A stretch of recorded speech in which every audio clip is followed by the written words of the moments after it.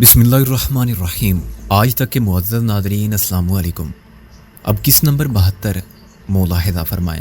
نواب صاحب بھی مجھے بچانا ضروری نہیں سمجھیں گے اور یہی کہیں گے کہ وزیر خان تم نے ہمیں شروع میں ہی خبردار کر دیا ہوتا تو ہم اس فتنے کا سد باب کر لیتے اور نوبت یہاں تک نہ پہنچتی۔ مجھے معلوم نہیں کہ شرافت علی کب گیا، کتنی دیر تک بولتا رہا اور میں کب سے زمین پر پڑا رہا۔ جب مجھے ہوش آیا اور میں اس قابل ہوا کہ اپنے پیروں پر کھڑا ہو کے چل سکوں تو میں آہستہ آہستہ دروازے کی طرف بڑھا جسے شرافت علی کھلا چھوڑ گیا تھا۔ درمیان میں پہنچ کر میرے قدم رک گئے۔ فرش پر وہ چاروں تصویریں بکھری پڑی تھی جو میرے جرم کا منہ بولتا ثبوت فراہم کرتی تھی۔ ان تصویروں کو دیکھ کر میری ذہنی کیفیت میں غیر متوقع تبدیلی آئی۔ یکلخت اپنی مجبوری اور بے بسی کا احساس انتقام کی آرزو میں ڈھلنے لگا۔ گیان چند اور شرافت علی نے مل کر میرے خلاف ایسی سازش کی تھی جو مجھے قتل قرار دینے کی کوشش کے مترادف تھی، لیکن میں ان کی سازش کو کامیاب نہیں ہونے دوں گا۔ وہ اتنی آسانی سے مجھے شکار نہیں کر سکیں گے۔ اگر وہ مجھے بلیک میل کرنے کی سوچ رہے ہیں تو میں ان کے مطالبات کے سامنے سر جھکانے کی بجائے ان کو مار کے مر جانے کو ترجیح دوں گا۔ اس سے پہلے کہ مجھے میرے ناکردہ گناہوں کی سزا ملے، میں ان دونوں کو اپنا جرم میرے سر تھوپنے کی سزا ضرور دوں گا۔ اس کے بعد کچھ بھی ہو، ان کے پاس نیگیٹو ہے اور وہ جتنے پرنٹ چاہیں بنوا سکتے ہیں۔ بعد میں کوئی کاپی پرنس یا ریزیڈنٹ کو ملتی ہے تو مل جائے۔ تختہ دار پر مجھے یہ اطمینان تو حاصل ہوگا کہ مجھ سے پہلے میرے قاتل مارے گئے تھے۔ میں نے تصویر کو جیب میں ڈالا اور باہر نکل کے دیکھا تو خود کو عقبی حصے میں پایا۔ ایک صحیح فیصلے پر پہنچ جانے کے بعد میں کچھ پرسکون ہو گیا تھا۔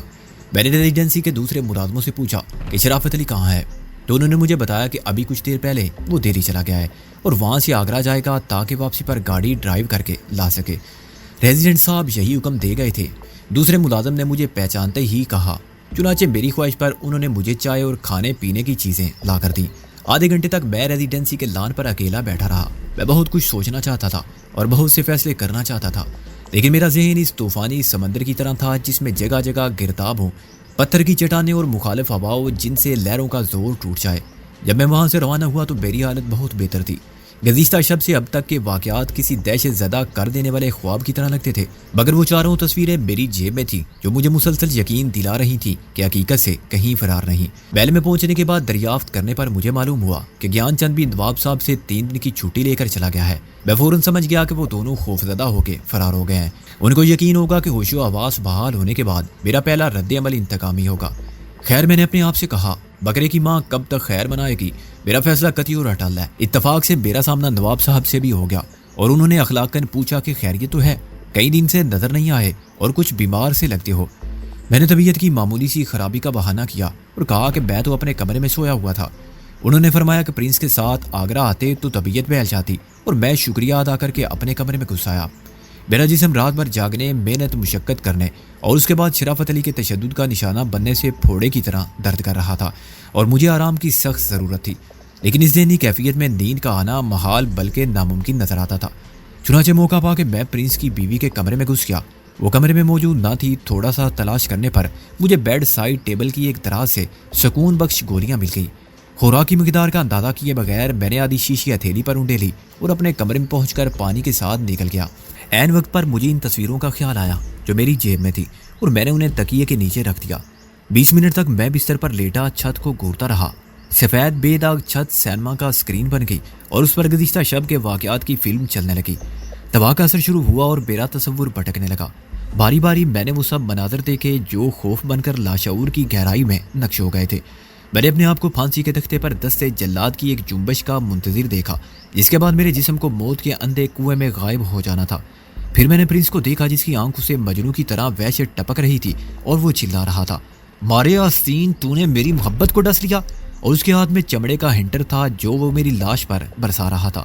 میں نے ریزیڈنٹ کو دیکھا جو ریوالور سے میرے سر کا نشانہ لیے کھڑا تھا اور کہہ رہا تھا، یو ڈرٹی بلیک مین، وہ کوئی معمولی عورت نہیں تھا جس کو تم مرڈر کیا، وہ ہمارا وائف تھا اور ہم رائل فیملی کا ممبر ہے۔ آخری منزل میں جو بہت دھندلا پڑ گیا تھا، میں نے نواب صاحب کو ہاتھ باندھے اداس اور فکر مند مگر پورے جاؤ جلال اور وقار کے ساتھ 2 لاشوں کے پاس ٹہلتے دیکھا۔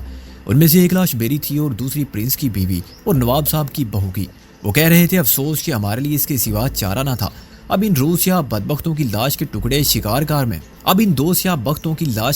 شکارگاہ میں بکھیر دو تاکہ کل تک ہماری خاندانی عزت سے کھیلنے والوں کی ناپاک ہڈیاں بھی کتے اور بیڑیے کھا جائیں۔ جیسے جیسے سکون بخش گولیوں کا اثر بڑھتا گیا، تصورات کی پرچھائیاں زیادہ بے ربط ہونے لگی اور نیند غالب آنے لگی۔ جو در حقیقت ہوش سے بیگانگی تھی۔ تام ذہنی انتشار کی شدت اتنی زیادہ تھی کہ سکون دینے والی دواؤں کا اثر بھی عارضی ثابت ہوا، اور رات کے کسی پہر میں بیان خوابوں کا سلسلہ پھر شروع ہو گیا۔ اتنی زیادہ مقدار کے باوجود لاشعور پر دواؤں کی گرفت کمزور پڑ گئی تھی۔ پھر نیم بیداری کے عالم میں مجھے ایسا محسوس ہوا کہ پرنس کی بیوی مجھے جھنجھوڑ کر جگانے کی کوشش کر رہی ہے۔ اس نے آہستہ آہستہ میرے گالوں پر تمانچے مارے، یہاں تک کہ میں آنکھیں کھولنے پر مجبور ہو گیا اور اس کا دھندلایا ہوا چہرہ مجھے صاف نظر آنے لگا۔ وزیر خان، دیکھو میری طرف۔ اس نے مجھے پانی کے چھینٹے مارنے شروع کیے۔ دیکھو میں کون ہوں، پہچانتے ہو نا مجھے؟ میں نے سر کو آہستہ سے اقرار میں ہلایا۔ تم پرنسس ہو۔ میں نے آنکھیں بند کر کے بڑبڑانا شروع کیا، اور میں وزیر خان، مجھے سب یاد ہے۔ ہم اس دنیا میں ملے تھے جہاں تمہارا عیاش اور بے وفا شوہر تھا، اور وہ بدماش گیان چند تھا، اور اس کا ساتھی شرافت علی تھا۔ ان دونوں نے ہم دونوں کی جان لی تھی۔ وہ قاتل ہیں مگر وہ زندہ ہیں، اور ہم مر چکے ہیں۔ یہ کیسی باتیں کر رہے ہو وزیر خان؟ وہ میرے شانے کو ہلا کے بولی، دیکھو یہ وہی دنیا ہے، اور ہم دونوں زندہ ہیں۔ میں نے آنکھیں کھول کر اسے غور سے دیکھا۔ ہم دونوں زندہ ہیں؟ کیوں زندہ ہے؟ اچھا دیکھو اب سونا نہیں ہے، میں تمہارے لیے گرم چائے لاتی ہوں۔ وہ بولی، میں تمہیں سارا دیتی ہوں، اٹھ کر بیٹھو۔ شاباش۔ اس نے تھرماس میں سے بغیر دودھ اور چینی کے چائے کے 2 مگ زبردستی میرے الگ سے اتار دیے، تو میں پوری طرح ہوش میں آ گیا۔ یہ کیا حماقت کی تھی تم نے؟ وہ مجھے تکیوں کے سارے بٹھا کے بولی، اگر وہ گولیاں زیادہ طاقت کی ہوتی تم کو کیسے معلوم ہوا کہ میں نے تمہاری گولیاں کھا لی ہیں؟ میں نے کہا، میرا سر اب بھی بھاری تھا، لیکن تلخ چائے نے تریاک کا کام کیا تھا۔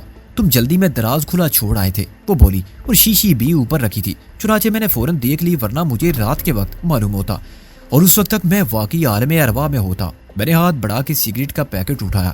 اس کا کوئی امکان نہیں تھا، وہ بولی، تم پوری شیشی کھا لیتے تو زیادہ سے زیادہ بے ہوش ہو جاتے، لیکن مجھے یہ بتاؤ کہ کل رات تم کہاں تھے، اور واپس آ کے خودکشی کی یہ کوشش کرنے کا مقصد کیا تھا؟ اب تک اس کا رویہ ہمدردانہ اور حوصلہ افزا تھا، مگر یکلخت وہ برہم ہو گئی۔ میں بہت دیر تک شش و پنج میں رہا۔ میرے لیے یہ فیصلہ کرنا مشکل تھا کہ تمام واقعات بتا دینے سے بصرت کے تقاضے تو نظر انداز نہیں ہوں گے۔ بے شک ابھی تک اس نے بڑی سمجھداری کا ثبوت دیا تھا، اور اکیلے ہی میری حالت سنبھالنے میں کامیاب رہی تھی، لیکن یہ اندازہ کرنا مشکل تھا کہ حقائق سے آگاہی کے بعد اس کا رد عمل کیا ہوگا۔ کیا بات ہے وزیر خان؟ وہ مجروح لہجے میں بولی، کیا کوئی ایسی بات ہے جو تم مجھے بتانا نہیں چاہتے؟ کسی کا ڈر ہے تمہیں، یا مجھ پر اعتماد نہیں ہے تمہیں؟ تمہاری صورت سے لگتا ہے کہ تم برسوں کے بیمار ہو، تمہاری آنکھوں میں دہشت زدہ کر دینے والی ویرانی نظر آتی ہے، تو تمہارے ماتھے پر احساس جرم و ندامت کی تحریر۔ ایسا کیوں ہے وزیر خان؟ کیا یہ میری نظر کا دھوکہ ہے؟ بولو، کچھ تو کہو۔ وہ اچانک پھوٹ پھوٹ کر رونے لگی، اور اس نے اپنا چہرہ دونوں ہاتھوں میں چھپا لیا۔ کیا دنیا میں میرا کوئی نہیں ہوگا؟ شوہر نے مجھے چھوڑ دیا تھا، جان ہتھیلی پر رکھ کر میں نے تمہیں اپنایا تھا، اور تم بھی مجھے اس پتھر دل دنیا کے حوالے کر کے جانا چاہتے ہو، یہ جانتے ہوئے بھی کہ تمہارے بعد خود اپنی نظر میں گر کر جینا میرے لیے ناممکن ہوگا۔ میں اسے روتا ہوا دیکھتا رہا۔ ہر قطرہ اشک تیزاب کی طرح تھا جو میرے سینے پر فکر و غم کی باری چٹان کو کاٹ رہا تھا اور میرا بوجھ کم کر رہا تھا۔ ایک شاہی خان کی پروردہ، ایک وائی ریاست کے اکلوتے بیٹے کی بیوی، دولت اور اختیارات کی مالک پرنس امینہ صرف ایک عورت رہ گئی تھی، ایک ایسی عورت جس کا دامن خوشیوں سے خالی تھا اور وہ جولی پھیلائے مجھ سے پیار مانگ رہی تھی، اعتماد کی بھیک چاہتی تھی اور تحفظ کی طلبگار تھی۔ اس کے بدلے وہ مجھے بھی پیار، اعتماد اور تحفظ دے سکتی تھی، چنانچہ میں نے اس کو سب کچھ بتا دیا۔ پرنس کی عیاشی کی روداد سے لے کر اپنی ذات پر آنے والے خار الزام تک اسے کوئی بات نہیں چھپائی۔ میں نے اعتراف کیا کہ میں نے اپنی عاقبت ناندیشی کی وجہ سے پرنس کی زندگی سنوارنے کی بجائے اور بگاڑ دی، اور اس طرح نواب صاحب کے اعتماد کو بھی دھوکہ دیا اور پھر پرنس کے اعتماد کو بھی، اور انجام کار نوبت یہاں تک آ گئی کہ اب مجھے جینے کا کوئی فائدہ نظر نہیں آتا۔ گیان چند اور شرافت علی جیسے شیطان مجھے ہر طرح سے بلیک میل کر سکتے ہیں، اور ان کی بات نہ ماننے سے میری ہی نہیں امینہ کی عزت اور زندگی کو بھی خطرہ لاحق ہو جاتا ہے۔ اسے میری بات بڑی توجہ سے سنی، لیکن پریشان بالکل نہیں ہوئی۔ جہاں تک میرے سرتاج ولی عہد بہادر کا تعلق ہے، اسے میری بات ختم ہونے کے بعد کہا، ان کے اخلاق و کردار کو تم نے نہیں بگاڑا۔ تم سے پہلے بھی کئی اتالیق اس جرم میں بڑی ذلت کے ساتھ رخصت کیے جا چکے ہیں، کیونکہ انہوں نے سچ مچ اتالیق بن کے شہزادے کی اصلاح کو اپنا فرض سمجھنے کی غلطی کی تھی۔ یہاں شرافت کے معیار مختلف ہے، جسے تم عیش پرستی کہتے ہو وہ نوابی شان ہے۔ جو کچھ کل رات ہوا اس میں تمہاری نیت کو یا ارادے کو کوئی دخل نہ تھا۔ اب رہا سوال اس اونچے خاندان کی جھوٹی آبرو کے بھرم کا، تو تم سے پہلے میں نے اس کو خاک میں ملا دیا تھا۔ پہلے تم نے نہیں کی تھی، اپنی زندگی کو خود میں نے داؤ پر لگایا تھا۔ تم نے میرے لیے کوئی خطرہ پیدا نہیں کیا۔ میں تو تمہیں پہلے ہی بتا چکی ہوں کہ میں مرنے سے نہیں ڈرتی، لیکن جینا ضرور چاہتی ہوں۔ کیا تم مجھ سے بھی کم حوصلہ ہو؟ کیا تم شرافت علی اور گیان چند جیسے لوگوں کو شکست نہیں دے سکتے؟ میں حیرانی سے اس کی صورت دیکھتا رہا۔ تمہارے خیال میں مجھے کیا کرنا چاہیے؟ میرا خیال ہے وزیر خان، وہ تذبذب اور فیصلہ کن لہجے میں بولی، کہ ہمیں یہاں سے بھاگ جانا چاہیے۔ ہمیں کہاں؟ میرا مطلب ہے کیا تم بھی؟ ہاں، وہ میری بے رب بات کے جواب میں سکون سے بولی، مجھے بھی تمہارے ساتھ ہی جانا ہوگا کیونکہ تم میرے بغیر کہیں بھی نہیں جا سکتے۔ اگر تم مجھے اکیلا چھوڑ کے جاؤ گے تو خود ہی واپس آنے پر مجبور ہو جاؤ گے، مگر اس وقت بہت دیر ہو چکی ہوگی اور تمہیں مجھ سے ملنے کے لیے میری قبر پر آنا پڑے گا۔ میری مرگے ناگہاں کی کہانی سب کی زبان پر ایک ہی ہوگی کہ کس طرح ایک رات اچانک میں علیل ہوئی اور اس سے پہلے کہ طبیب یا ڈاکٹر پہنچتے میں خالق حقیقی سے جا ملی۔ کسی زبان سے تم رسوائی کی کوئی بات نہ سنو گے۔ لیکن امینہ، اس طرح بھاگ کے ہم کہاں جا سکتے ہیں؟ میں نے فکر مند ہو کے کہا۔ امینہ کی بات نے مجھے سخت تشویش میں مبتلا کر دیا تھا، لیکن اس تشویش میں ایک سنسنی خیز مسرت کا احساس بھی شامل تھا۔ امینہ نے ایک ایسی بات کہہ دی جو میں نے تصور میں بھی نہ سوچی تھی، مگر اب مجھے لگتا تھا کہ میرے یہ دل کی آواز تھی اور چاہتا میں بھی یہی تھا، مگر اس کا اعتراف یا اظہار کرنے کی ہمت مجھ میں نہ تھی۔ کہ اتنی بڑی دنیا میں ہم کہیں نہیں جا سکتے؟ وہ بولی۔ اور عشق کیا ہے تو انجام کی فکر کیسی؟ یہاں سے نہ جا کے ہم دشمنوں کو موقع فراہم کریں گے کہ وہ جس طرح چاہیں ہمیں ذلیل و خوار کریں اور سر پر لٹکتی ہوئی خوف کی تلوار کے سائے میں مر مر کے جیئیں۔ ہم نکل گئے تو اپنی بے بسی پر ماتم کے سوا وہ کیا کریں گے؟ شکست سنے ہوگی، ہمیں نہیں، اور اس کے بعد اپنی شکست کو فتح میں بدلنے کے لیے وہ ہماری تلاش میں خوار ہوں گے۔ مگر سوچو وزیر خان کہ وہ ہمیں ڈھونڈنے نکلیں گے تو بھی کدھر جائیں گے؟ مشرق کی طرف یا مغرب کی طرف، شمال میں یا جنوب میں؟ بالفرد محال وہ ہمیں پکڑ لانے میں کامیاب ہو گئے تب بھی کیا ہوگا؟ زیادہ سے زیادہ وہ ہمیں قتل کرا دیں گے نا۔ یہ اطمینان پھر ہمارا بھی ہوگا کہ ہم نے جرم الفت کی سزا قبول کی مگر بلیک میل ہونا منظور نہیں کیا۔ شہزادہ خورشید عالم کی بیوی پرنسز امینہ مجبور اور مظلوم ضرور تھی، لیکن وہ انتہائی ذہین اور باہمت عورت بھی تھی۔ اس کی باتوں نے مجھے بھی قائل کیا اور شرمندہ بھی، اور اسی شرمندگی نے میرے اندر سوئے ہوئے مرد کو جگا دیا۔ اسی روز میں نے اپنا مختصر سا سامان سمیٹا۔ امینہ نے صرف وہ زیورات لیے جو اس کو باپ کے گھر سے جہیز میں ملے تھے، اور ہم اسی رات وہی کپڑے پہن کر محل سے نکل کھڑے ہوئے جو ہمارے تن پر تھے۔ یہ کپڑے بھی معمولی اور میلے تھے اور ہمارا سرمایہ ایک پوٹلی میں بندھا ہوا تھا۔ اس پوٹلی کو میں نے کندھے پر رکھی ہوئی لاٹھی سے باندھ کر لٹکا لیا تھا۔ اگر کوئی ہمیں دیکھتا تو یہی سمجھتا کہ ہم دیہاتی یا معمولی حیثیت کے غریب لوگ ہیں، اور اس پوٹلی میں بھی مکئی کی روٹی اور ساگ کے سوا کچھ نہ تھا۔ اس کے باوجود ہم نے چھپ کے سفر کیا اور سلطان آباد کی شاعرہ سے خاصے فاصلے پر گھنے جنگل میں چلتے رہے۔ رات بھر کا یہ سفر انتہائی مشکل، خطرناک اور ہمارے حوصلے کی آزمائش تھا۔ ہم راستے سے بھٹک جاتے، ہمارا دامن کانٹوں میں الجھ جاتا تھا جس سے ہمارے کپڑے بھی پھٹ گئے تھے۔ ہمارے ہاتھوں پر اور چہرے پر خراشیں پڑ جاتی تھی۔ ناہموار اور پرخار اندھیرے راستوں پر ہم نے کئی بار ٹھوکر کھائی مگر ایک دوسرے کا ہاتھ نہیں چھوڑا، اپنی تکلیف کو خاموشی سے برداشت کیا اور ایک دوسرے کا حوصلہ بڑھاتے رہے۔ ہمیں معلوم تھا کہ سلطان آباد کا یہ گھنا جنگل ایک شکار گاہ ہے جس میں تیتر، بٹیر یا خرگوش، شرن جیسے بے ضرر جانوروں کے علاوہ بھوکے بھیڑیے بھی گھومتے ہیں۔ بھوک میں تو گیدڑ بھی بھیڑیے کی طرح خطرناک ہو جاتا ہے۔ میں نے یہ بھی سنا تھا کہ اس جنگل میں سانپوں کی بہتات ہے، مگر اس وقت ہمیں کسی کا خوف نہیں تھا اور ہم منزل کی لگن میں بڑھتے جا رہے تھے۔ ظلم و ستم، جبر و استحلال، عیش پرستی اور بے راہ روی اور مکر و فریب کی سازش کے جال سے نکل کر دنیا کے کسی گمنام گوشے میں ایک چھوٹا سا گھر بنانے کے لیے چلتے جا رہے تھے اور ایک بھیانک ماضی کی یادوں سے نجات کی خاطر خوبصورت مستقبل کے خوابوں کی طرف بڑھتے جا رہے تھے۔ مجھے معلوم نہیں کہ اس رات ہم نے کتنی مسافت طے کی، مگر صبح کا اجالا افق پر نمودار ہوا تو ہم اس جہنم سے فرار کی کوشش میں بڑی حد تک کامیاب ہو چکے تھے۔ سورج نکلنے کے بعد میں نے دیکھا تو مجھے امینہ کے نازک ہاتھوں اور اس کے چہرے کی مخمل جیسی جلد پر ان گن سرخ لکیریں نظر آئی جو کانٹوں کی زبان میں لکھی ہوئی اقرار محبت کی انمول تحریر تھی۔ اس نے بڑی استقامت کے ساتھ یہ سفر طے کیا تھا اور اتنی بڑی سختی صرف اس لیے جیلی تھی کہ وہ خوشی مل جائے جو اسے محل میں رہ کر نہیں ملی تھی۔ اسے مجھ پر اعتماد تھا کہ میں اسے ہر خوشی دے سکتا ہوں جو خریدی نہیں جا سکتی، اور اپنے آپ پر اعتماد تھا کہ وہ میرے ساتھ خوش رہ سکتی ہے۔ سلطان آباد کی آخری حدود کے قریب ایک چھوٹا سا پہاڑی سلسلہ تھا، مگر اس سے پہلے ایک ندی تھی جس کو صرف پل سے عبور کیا جا سکتا تھا، اور یہ بہت خطرناک کام تھا۔ اگر نواب صاحب کو معلوم ہوا ہوگا کہ میں ان کی خاندانی عزت کا جنازہ نکال کے بیل سے نکل گیا ہوں تو ان کے کارندے ہر طرف دوڑ پڑے ہوں گے اور ریاست سے باہر جانے والے تمام راستے بند کر دیے جائیں گے۔ شرافت علی اور گیان چند کو معلوم ہوگا کہ میں نے ان کی شیطانی عزائم کو خاک میں ملا دیا ہے تو وہ انتقامی کارروائی کرتے ہوئے نواب صاحب کو جھوٹ سچ سب بتا دیں گے۔ اس کے بعد اگر فوری طور پر نواب صاحب نے خودکشی نہ کی تو گیان چند معاملہ فہم ہونے کا ثبوت دے گا اور نواب صاحب کو سمجھا دے گا کہ وہ فکر نہ کرے۔ محل کی بات محل کی دیواروں سے باہر نہیں جائے گی، ان کی بہو پر کوئی حرف نہیں آئے گا اور اصل ملزم کو یعنی مجھے ٹھکانے لگا دیا جائے گا۔ نواب صاحب کی بہو کے بارے میں کون جان سکتا ہے کہ وہ محل میں موجود نہیں؟ پردہ دار عورت کا پردہ سلامت رہے گا۔ میرے بارے میں مشہور کر دیا جائے گا کہ میں بہت سا مال و زر سمیٹ کر فرار ہو گیا ہوں، اور میرے جیسے نمک حرام، احسان فراموش اور بے ضمیر آدمی کو قتل کر دینا کوئی جرم نہیں۔ چنانچہ مجھے زندہ یا مردہ حالت میں نواب صاحب کے سامنے پیش کر دیا جائے گا۔ اور رہا بہو کا مسئلہ، تو مہینے بھر ان کی علالت اور اچانک موت کا ڈرامہ بھی کیا جا سکتا ہے، اور باعزت طور پر سب کے سامنے ایک لاش دفن بھی کی جا سکتی ہے، لیکن حکم نواب صاحب کا یہی ہوگا کہ وہ دونوں جہاں بھی نظر آئیں ان کو وہیں مار کے کاٹ دیا جائے۔ نواب صاحب کو پہلے گیان چند پر بہت اعتماد ہے، اگر وہ اپنے مقصد میں کامیاب رہا تو اس کی قدر و منزل پہلے سے بہت زیادہ ہو جائے گی، اگر ابھی کچھ نہ ہوا تو پرنس اور ریزیڈنٹ کی واپسی پر ضرور ہوگا۔ میں نے امینا کے ساتھ دریا کو کس طرح تیر کر پار کیا، یہ ایک ایسی کہانی ہے جو الفاظ میں بیان نہیں کی جا سکتی۔